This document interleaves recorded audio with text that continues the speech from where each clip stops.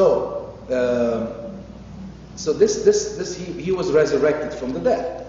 To celebrate, they took evergreen trees. Remember, this very important one. Remember what I'm saying. They took evergreen trees, chopped it down, and fastened it up and putting gold and silver on it. Does that remember of something? Christmas. Evergreen trees, hanging gold and silver on it. So this was done by then, by these people. These people worship this particular god. Okay, that's what we're going to now in this town in Pergamos. Okay, and they took these evergreen trees to represent the resurrection of this Tammuz, and they put gold and they fastened it. They put it up and they put gold and silver shiny objects on it, to celebrate. And then even as he died in the forest, because that represented that how he died in the forest, that's why they used the evergreen log, okay? And it's called the Yule log. It's called the Yule log, and if you know, the Christmas tree is called the Yule log also. And which is also it's this word Yule log. It's a Chaldean word for sun burning all night. It's a Chaldean word, and it's an old word, which is Chaldean, is an older tribe of people. And the Yule log, it's an actual meaning that the sun burning all night. So they leave this and they wait for it all night to burn, hopefully the next day, Tammuz is resurrected. You see, the Queen of Heaven also, they consider now the mother of Tammuz the Queen of Heaven. So when they say the Queen of Heaven, they're talking about Semiramis. And in the Phoenicians, the early Lebanese people, the sailors, they call her Ashtaroth.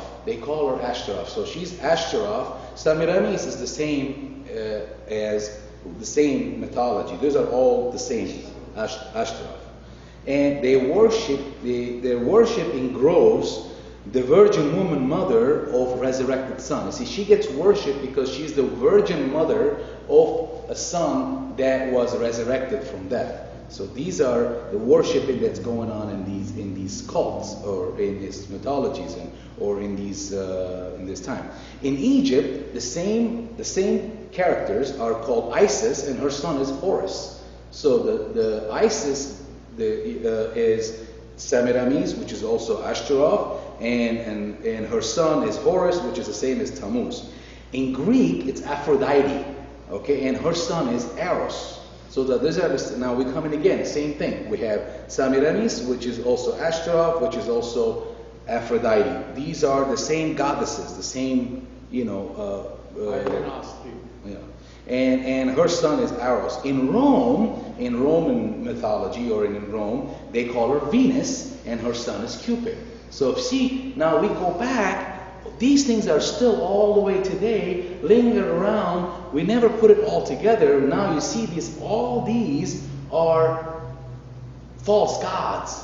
They're being worshipped, and they're just mythologies of different people that they name the same gods in different names. Okay, are we following now? We see where we're going on? So that's why I said this church, Pergamos, from the name itself is so wrong to begin with. It says it's objectable marriage, and now we're coming into the detail of it, and we're seeing how all these.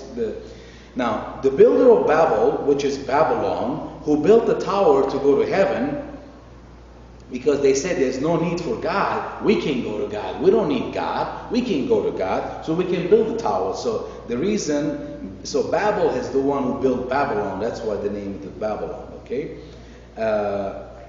So now after the 10, so now you see why the Lord said that you are the city of Satan and his throne is in you. Now we're going to come to that part, but he's saying this is why the city of Satan.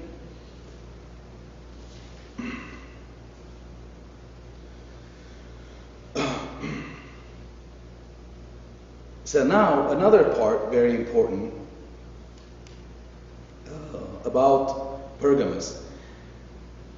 It's a very, very large, successful inland city, as we said earlier. But also, being inland, unlike the other two churches, the other two cities, They were port cities. They were on the water. They were on the Mediterranean. They were port cities. This city is inland, so really it doesn't have a contact with water, but it's so powerful, and it's a very political capital of Asia Minor. At the time, it was political capital of Asia Minor. For Rome, basically, was the second Rome. For the whole Asia Minor, basically, that whole region of Middle East to all the way to Asia Minor we're talking about, Pergamus was like the second capital for Rome. Very, very important city in Asia Minor. This city sits on a very up high rocky hill, as we said, and also religious city. They're very pagan worshiping. There was the pagan worship was very, very large. They had thousands of temples. They had so much worship going on there, and they also had the largest library and the major university. So this city had the largest library and a major, so they were very educated too. See, these things are important to understand what type of people we're dealing with. Very important too.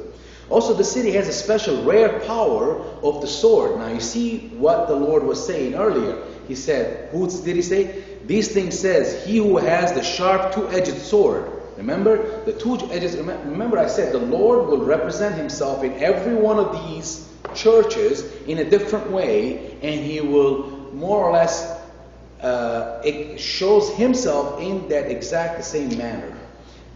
So here, this city had the power of the sword. What does that mean? You see, in the Roman Empire, only government, even Rome had the ability or the power to give the death penalty. Remember, the Jews, in order to kill Jesus, what did they have to do? They had to go to Rome, right? They had to go literally to the governor and ask him to get the permission to get him crucified. They wanted to kill him, but they didn't have the power. They had no right to kill. See, nobody has the right in the empire except Rome itself. Except this city had the power of the sword. That's why the Lord is talking to them with he says, who has the double-edged sword. So they had the power in this empire, had the sentence for death penalty. But Pergamus had the power to execute, just as I said. So Jesus is identifying, so today with double-edged sword, as he is the most high authority. So here the Lord is saying that even though you have the power of the sword, but I am almighty. I am the highest authority. I have the double-edged sword. Means my sword cuts when it goes in and comes out. So my sword is more powerful than your power or having the right to execute person. Here he's saying that I have the power of your souls. I am the Lord. So that's why we have to see these messages. Very important.